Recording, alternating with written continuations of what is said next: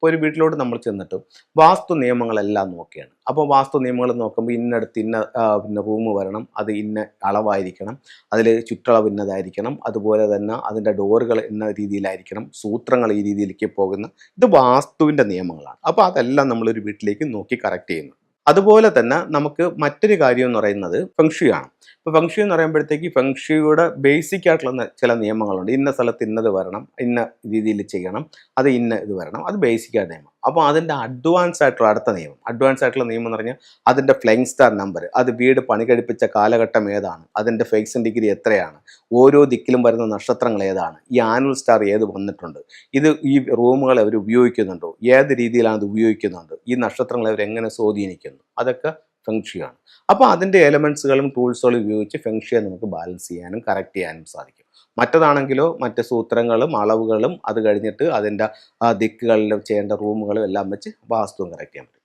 ഇതിനോടൊപ്പം പിരമിഡ് വാസ്തുവും കൂടെ നമുക്ക് ചെയ്യാൻ പറ്റും. പിരമിഡ് വാസ്തു എന്ന് പറയുമ്പോഴത്തേക്ക് ഒരു വീടിൻ്റെ എനർജി ലെവൽ കൂട്ടാനായിട്ട്, ഇപ്പം ഒരുപാട് വർഷം പഴക്കമുള്ളൊരു വീടാണ്, ആ വീടിൻ്റെ എനർജി ലെവൽ കൂട്ടണം. അതല്ലെങ്കിൽ ആസ്ഥാനത്തായിട്ട് കിണർ വന്നിട്ടുണ്ട്, അത് കഴിഞ്ഞിട്ട് സെപ്റ്റിക് ടാങ്ക് വന്നിട്ടുണ്ട്, വേസ്റ്റ് വാട്ടറിൻ്റെ കുഴി വന്നിട്ടുണ്ട്, അങ്ങനെ പല കാര്യങ്ങളും വാസ്തുപ്രകാരം തെറ്റായ രീതിയിലാണ് വന്നിരിക്കുന്നത്. ഇത് വാസ്തുപ്രകാരമോ ഫെങ്ഷു പ്രകാരമോ ഇവർക്കിതിനെ ചേഞ്ച് ചെയ്യാൻ പറ്റാത്ത ഒരു അവസ്ഥാവിശേഷത്തിലാണ് വന്നിരിക്കുന്നത്. അങ്ങനെയാണെങ്കിൽ ഈ പ്രശ്നത്തെ ഒരു പരിധി വരെയെങ്കിലും ഓവർകം ചെയ്യാനായിട്ട് നമുക്ക് പിരമിഡ് വാസ്തു കൊണ്ട് സാധിക്കും.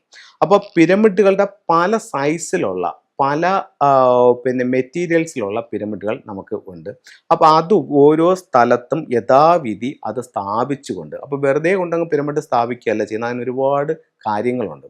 അപ്പോൾ അതിൻ്റെ അതാതായിട്ടുള്ള സ്ഥലങ്ങളുണ്ട്, അവിടുത്തെ എനർജിയെ നോക്കി അതിനെ പിരമിഡ് വെച്ച് അതിനെ ബാലൻസ് ചെയ്യാനും വീടിൻ്റെ എനർജി ലെവൽ വർദ്ധിപ്പിക്കാനും ഭൂമിക്കടിയിലുണ്ടാവുന്ന ജിയോപതിക് സ്ട്രെസ്, പിന്നെ നമുക്ക് ചില സ്ഥലത്ത് അറിയാൻ പറ്റും, ഒരു നിശ്ചിത സ്ഥലത്തെന്ന് പറഞ്ഞാൽ സ്ഥിരമായിട്ട് ആക്സിഡൻറ്റ് നടക്കുന്ന ചില സ്ഥലങ്ങളുണ്ടാകും. അപ്പോൾ അവിടുത്തെ ഒരു എനർജി എന്ന് പറയുമ്പോഴത്തേക്ക് ഒരു ഭൂമിക്കടിയിലുണ്ടാവുന്ന ചില തരംഗങ്ങളും ചില എനർജികളും ചില നീരൊഴുക്കുകളൊക്കെയാണ് അവിടെ അത്തരത്തിലുള്ള പ്രശ്നങ്ങൾ ഉണ്ടാക്കുന്നത്.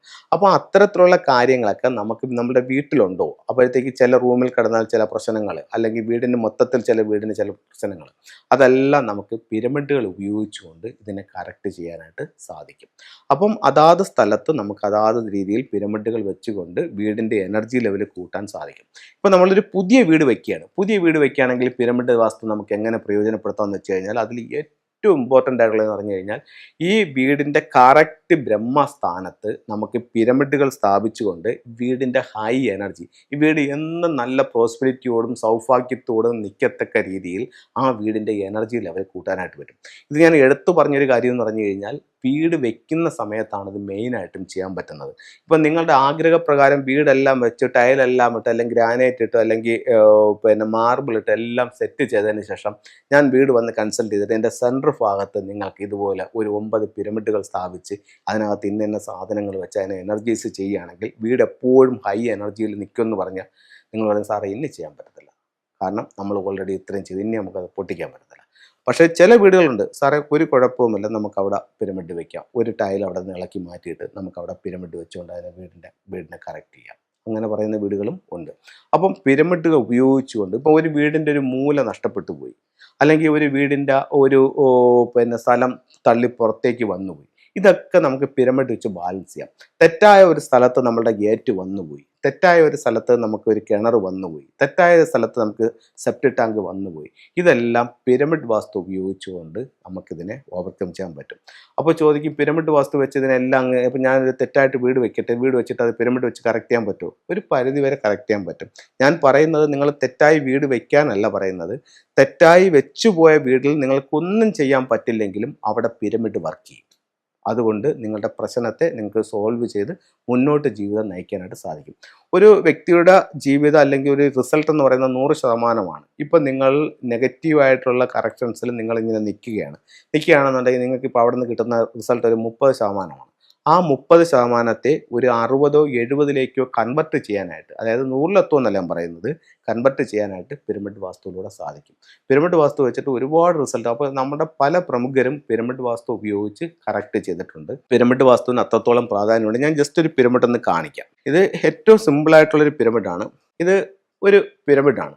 ഇപ്പോൾ ഇതൊരു പിരമിഡ് ഒരു സ്ഥലത്ത് കൊണ്ടുവന്ന് വെക്കുക. അപ്പോൾ നമ്മളിങ്ങനെ നോക്കുമ്പോഴത്തേക്ക് ഒരു പിരമിഡ് ഇരിക്കുന്നു എന്നാണ് നമുക്ക് ഫീൽ ചെയ്യുന്നത്. യഥാർത്ഥത്തിൽ ഇത് 91 പിരമിഡിൻ്റെ എനർജി ഈ ഒരൊറ്റ പിരമിഡിൽ ഉൾക്കൊള്ളിച്ചിട്ടുണ്ട്. എങ്ങനെയാണെന്ന് ചോദിച്ചു കഴിഞ്ഞാൽ ഇത് ഇതിൻ്റെ ഒരു ടോപ്പാണ്. ഇത് ഒരു പ്ലാസ്റ്റിക് പിരമിഡാണ്. ഇതിൻ്റെ ഒരു ടോപ്പാണ്. ഇതുപോലെ പല മെറ്റീരിയൽ പിന്നെ നാച്ചുറൽ ആയിട്ടുള്ള ക്രിസ്റ്റൽസിലുണ്ട്, കോപ്പറിലുണ്ട്, അത് കഴിഞ്ഞിട്ട് ഗ്ലാസ്സിലുണ്ട്, അങ്ങനെ പല മെറ്റീരിയൽസിലും പിരമിഡുണ്ട്. അപ്പോൾ ഈ ഒരു പിരമിഡിൻ്റെ ടോപ്പ് ഞാൻ എടുത്തു മാറ്റിയപ്പോൾ ഇതിനകത്തും 9 പിരമിഡുകൾ, 1 2 3 4 5 6 7 8 9 പിരമിഡ്. അപ്പോൾ 9 പിരമിഡുള്ള ഒരു ഇതാണ്, ബേസ് ആണിത്. പക്ഷേ ഇതിലും 9 പിരമിഡ് അല്ല, ഇതിൽ 90 പിരമിഡാണുള്ളത്. ഇത് 90 പിരമിഡ് എങ്ങനെയാണെന്ന് ചോദിച്ചു കഴിഞ്ഞാൽ ഇതിൻ്റെ അടിഭാഗത്ത് നമുക്ക് നോക്കുമ്പോൾ കാണാം 9 ഇതുപോലുള്ള ഇതിൻ്റെ മിനിയേച്ചർ ആയിട്ടുള്ള 9 ചിപ്പുകൾ നമ്മൾ ഇതിൻ്റെ അടിയിലിട്ട് ഒട്ടിച്ചിട്ടുണ്ട്. അപ്പോൾ ഓരോ ചിപ്പിലും എത്ര പിരമിഡ് ഉണ്ട്? 9 പിരമിഡ് ഉണ്ട്. അപ്പോൾ 9 × 9 81 പിരമിഡായി. ഈ പിരമിഡും കൂടെ വരുമ്പോഴോ 90ആയി. ഇതിൻ്റെ മുകളിൽ ഈ ഒരു പിരമിഡ് വരുമ്പോഴോ 91 പിരമിഡായി. അപ്പോൾ ഈ ഒരു പിരമിഡ് എന്ന് പറഞ്ഞാൽ 91 പിരമിഡിൻ്റെ എനർജി ഉണ്ട്. ഇതിനകത്ത് മറ്റ് പല സാധനങ്ങളും വെച്ച് അതിൻ്റേതായിട്ടുള്ള രീതിയിൽ അതിനെ എനർജൈസ് ചെയ്തിട്ട് അതാത് സ്ഥലങ്ങളിൽ അത് വെക്കുമ്പോൾ ഒരു ഹൈ എനർജി അവിടെ ക്രിയേറ്റ് ചെയ്യുകയും നമ്മുടെ പ്രോബ്ലങ്ങളെ സോൾവ് ചെയ്യാനും നല്ലൊരു റിസൾട്ട് നമ്മളിലേക്ക് കൊണ്ടുവരാനും പിരമിഡ് വാസ്തുവിന് കഴിയുമെന്നുള്ളത് നിങ്ങളുമായിട്ട് ഷെയർ ചെയ്തിരിക്കുകയാണ്. എല്ലാവർക്കും എല്ലാ ഐശ്വര്യങ്ങളും ഉണ്ടാവട്ടെ എന്ന് പ്രാർത്ഥിച്ചുകൊണ്ട് നിർത്തുന്നു. നന്ദി, നമസ്കാരം.